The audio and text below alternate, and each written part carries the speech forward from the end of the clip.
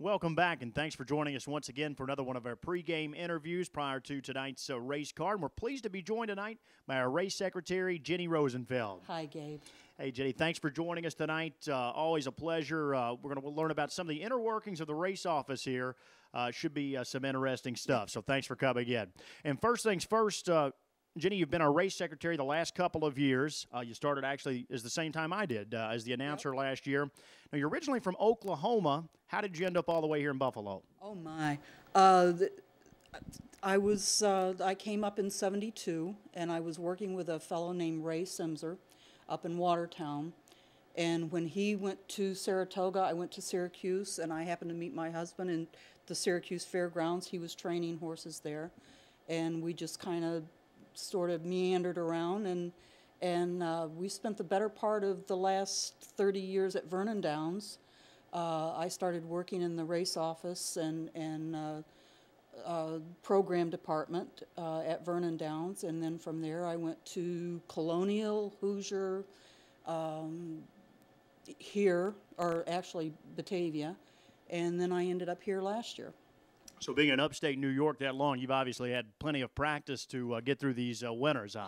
I'm almost a natural at it, yeah. Well, I am far from a natural, but I'm learning anyway. So obviously, you know, you got into the race secretary role here at Buffalo. You were the assistant at Batavia prior. Yep. You worked with our good pal Joe Zambito, who's the announcer and race secretary, of course, down at Batavia. Now, I would assume just to learn the intricacies of that office, maybe from Joe, he's helped you out quite a bit in that capacity. He has. We started at Batavia together when they opened Western OTB. I was the program director, charter, and I was in a completely separate office from Joe. A couple of years into Batavia, he said, "Well, girl, let's do it just the two of us." And so I was his assistant, plus the program director, plus the charter. And it just kind of went from there, and he taught me the intricacies of race secretary. Well, that's great stuff, and it's obviously worked out. I would assume here in your second year, things become more natural. You know what to expect. It's probably been a lot smoother in your second year with us. Second year, yes. First year, well, I wasn't used to taking responsibility for being race secretary. Before at Batavia, I could always say, well, I don't know, ask Joe.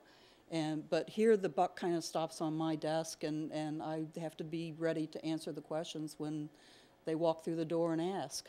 Well, I can tell you one thing, as a complete outsider, obviously I don't have any horses in my barn, so no complaints, but we obviously could not tell it was your first year, and things really seem to come together very well, both last year and, of course, this season, too. Couple of things we want to discuss here. Maybe that the fans would like to know. Obviously, we've got open classes here at Buffalo, Open 1, Open 2, sometimes even Open 3. Now, how do you decide if a trainer's got a couple of good horses, who goes in what class, and then maybe even more specifically, how do you decide who gets to draw for the inside as opposed to who's going to be stuck outside? Well, obviously, everybody wants the rail on a half-mile track especially. Everybody deserves the rail, they think. Oh, yeah. Oh, yeah. Yeah, and they tell me very many times. How do I do it? It depends upon when I open up the box, how many horses I have, what classes they've been racing in, how they've been racing in, say, like the Open or Open 2. Do they deserve to move up? Do they deserve to move down? Where have they finished in their last 5 starts? How much money did they go for? How fast did they go? There's a lot of things to consider, and I lay them all out in front of me, and sometimes I get very dizzy, you know, moving them around. Sometimes it comes together really easy. Sometimes the numbers just don't add up, and it gets hard to do. Well, if you've never been in the race office, things get a bit chaotic there. I've worked closely with the race office back home in Kentucky, and I could only last about 20 minutes. You've got the phone ringing off the hook, entries. As you mentioned, everyone expects to get in the easiest class they possibly can. So a lot of things going on. Certainly a tough job, probably a lot tougher than most people would expect. Talk about with most tracks across the country, the things we keep hearing, they're all short on horses. They're having trouble filling race cards, particularly up on the East Coast, even out in the Midwest. They're losing horses and things. Now, that's a problem we don't have here at Buffalo. We've had 3-day-per-week racing programs here to kick things off for the season. We've had pretty much full fields throughout, and particularly full cards, 13 races a night. That has to be a nice luxury for you. And it had to do with being the only game in town for the better part of the winter. We had Saratoga people, Vernon people, we had Meadows, we had Ohio, we had Canada coming in, and plus our own local colony. They've invested a huge amount of money in better horses. So my job was a lot easier this year than last year because we had a lot of nice horses come in.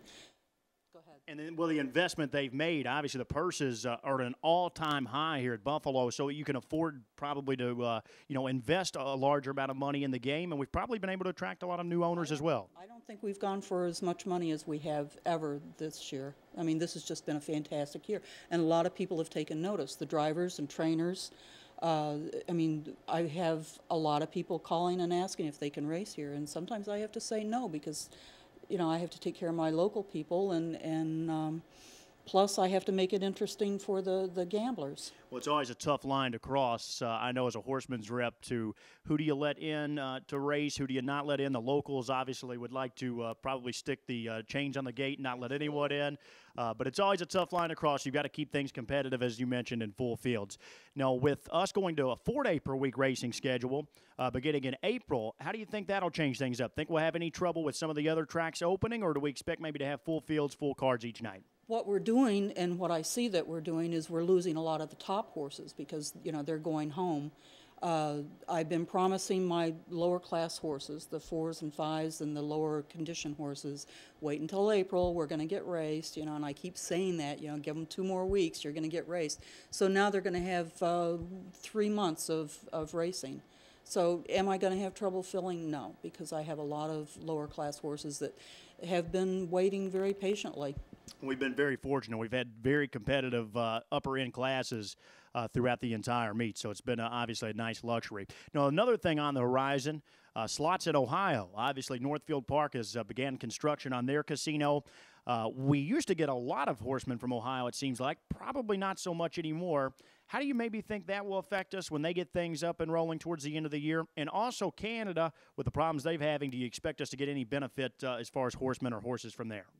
I can see the Canadian horses, the horsemen are selling their horses a lot. I mean, there's a lot of new horses that they bought from Canada racing here. As far as the Ohio people, there's people that just plain like racing here, and I expect them to stay racing. There's people that have gone back home already, and we're probably going to lose one of our good drivers, Dan Noble, when he leaves in May. What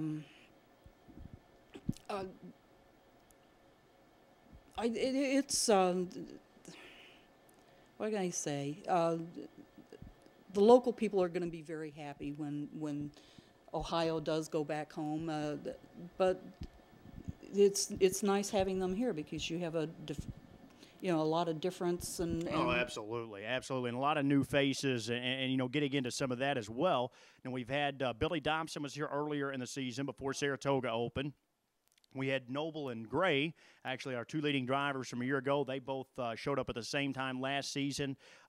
Coming up tonight, actually, or I should say tomorrow night, we've got Greg Grismore coming into town. I believe he may start doing some weekend duties here. Now, how does that work with the new faces? Do they contact your office independently mainly? Do you guys seek out some new faces to get here? How does all that work? They have called. All of the drivers that you mentioned, they have called and asked if they can come, and do I think I can get them drives? And I said, sure. You're well known. Once people know that you're coming, you will get drives, and that's the way it's worked. The newer, younger drivers, I say, people don't know you. You need to bring a couple of your own horses, get your name out there and, do some good, and then people will start putting you down. Right. Well, it's obviously made for a very competitive racing, at least in my perspective, over the last couple of seasons. Your office has obviously done an excellent job with that. The new faces, it's all came together quite nicely. So we really appreciate you coming in with us tonight. We've learned a lot about the race office. Tough task, but you guys do a nice job. Thank you. All right. Good. Best of luck with your selections tonight. First post coming up shortly at 6:40.